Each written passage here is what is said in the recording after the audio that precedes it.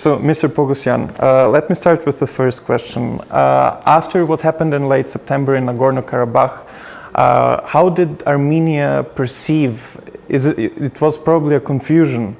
So, how is the perception in Armenia what has happened to Nagorno-Karabakh? If I may use one word to describe the feelings of Armenians or feeling in Armenia, the confusion probably is a precise word, because many in Armenia hope that either the European Union or the United States, who were recently facilitating the talk with Azerbaijanis, will not allow Azerbaijan to use force against Nagorno-Karabakh.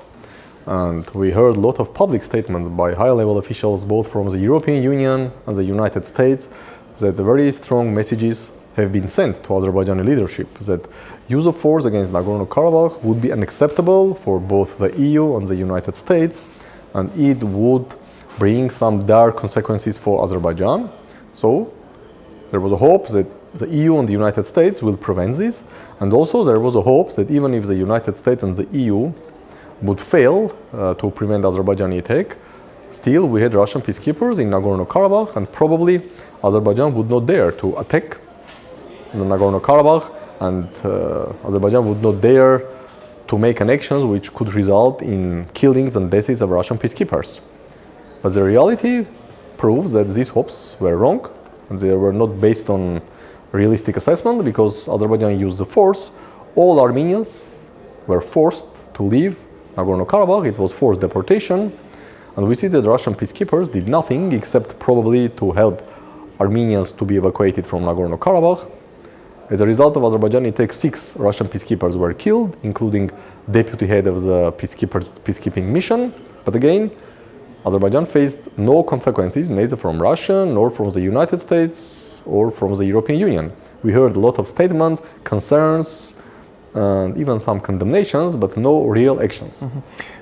Let me tell you, if I may interrupt and come with this loss of trust, can you maybe elaborate what does this mean for the future of Armenia foreign politics, and what does it mean also for the region? For instance, if a peace agreement is to be signed in the near future with Azerbaijan, do you see, and who do you see as a potential guarantee of this treaty? So who can provide security for Armenia and the Armenians in the region if Armenia has completely lost trust in everybody?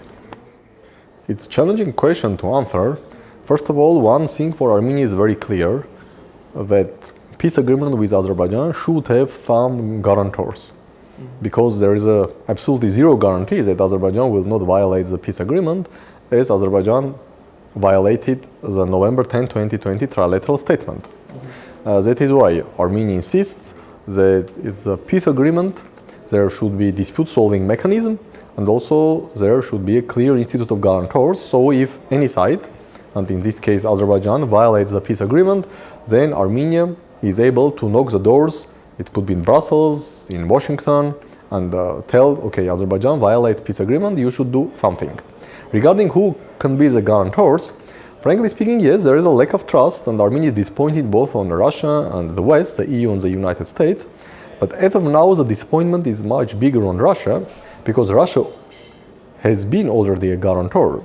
At least there was a perception in Armenia that Russia was the guarantor of the realization of trilateral statement of November 10, 2020, signed by Armenia, Azerbaijan, Russia.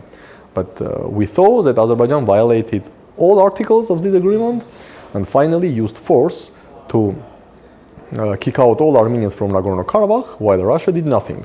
So there is a perception that Russia once failed its role of guarantor, so most probably Russia cannot be a guarantor, or at least Armenia does not believe that Russia should be a guarantor. Because again, there are doubts that as Russia failed its role of guarantor for November 10, 2020 trilateral statement, Russia may fail its potential role of guarantor for Armenia-Azerbaijan peace agreement.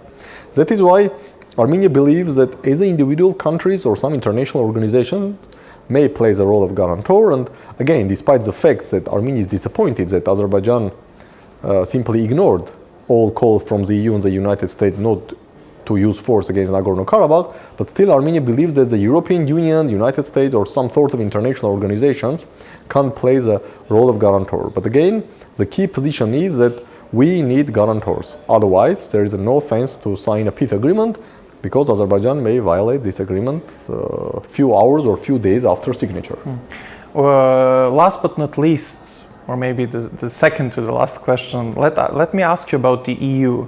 So to be more detailed about the future role of the EU, what are the potentials? Where do you see the EU as the main actor in providing peaceful and also coexistence between the two people in the region? One thing is clear, that the European Union cannot be a hard security provider. Not now and probably not in the foreseeable future. But what the European can do is to facilitate peace talks and then also to support Armenia economically. And now we see a lot of interest from the European Union to support Armenia. We see a lot of high-level delegations visiting Armenia to explore the ways by which the European Union may increase its support and assistance to Armenia. So my perception is that EU definitely should continue its role as a facilitator in negotiations. Unfortunately, Azerbaijan, after military takeover of Nagorno-Karabakh, significantly decreased its involvement in Western platforms, including in the Brussels platform, cancelling at least 2 meetings, one in Granada and one in late October in Brussels. But Armenia still believes that the Brussels platform is the best place to continue negotiations. And Armenia believes that if there are no negotiations, it increases the chances that Azerbaijan again may use force against Armenia somewhere in 2024. So EU could be a place still for continued negotiations, but also the European Union can play more role in fostering the economic or creating economic incentives for the peace. And by speaking about economic incentives, I mean like more investment in Armenia, potentially in Azerbaijan, more investment in the restoration of communications, and etc.